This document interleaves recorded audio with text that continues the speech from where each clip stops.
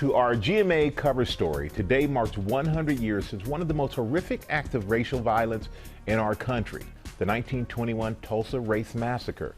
As we remember the hundreds of lives lost, a new generation is keeping the heart and soul of that community alive. Marcus is back in Tulsa with more. Marcus.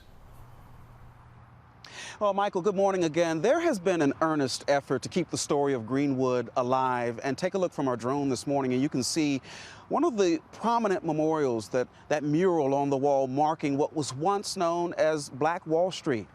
And this is a prosperous community that once filled the space in North Tulsa. And like it, the story of what happened here was nearly erased. But for the survivors who talked about what they saw and those who wrote about it. It's been depicted in blockbusters from Watchmen to the hit Lovecraft Country. A new generation opening its eyes to the atrocities of the 1921 Tulsa Race Massacre. What happened in Tulsa in 1921 was incredible violence and destruction and devastation. Some 100 to 300 people were killed, most of them black. 100 years ago today, the Greenwood District, a prosperous black community in Tulsa, was under attack. An angry white mob violently tore through the town, brutally burning thousands of homes and businesses to the ground. After the tragedy, many Greenwood residents did not receive insurance money for their recovery, and despite the lasting trauma, many persisted and they got back on their feet. Then in the late 1960s, federally funded projects like Interstate 244 created a whole new heartache. Many of the homes and businesses here were permanently demolished. Once known as Black Wall Street, the pulse of black business, without leaving one block, according to the New York Times' reporting, you could go to the dentist, get your hair done, hire a lawyer, play pool, attend the theater, and more. It was an extremely vibrant community. This was really quite the place. The Williams Dreamland Theater opened in 1914, seen here before and after the massacre. Owned by entrepreneur John Wesley Williams and wife Lula Cotton Williams. Just a few steps away, John D. Mann inside his grocery store, which thrived in the district.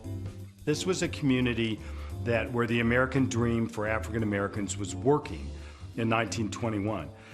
Then there was Mary E. Jones Parrish's typing school, the owner who fled for her life, publishing one of the first eyewitness accounts in 1923. We're right here in Greenwood. Yes. And this is where your great-grandmother's business was. Yes. And she was here on the night the massacre started. When they emerged onto the street, someone yelled out, "Get off the street with that child or you'll both be killed."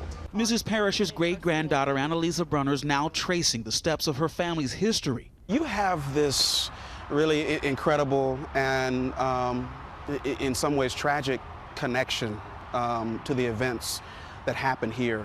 But you didn't find out about your connection to the massacre or even hear about it until you were an adult?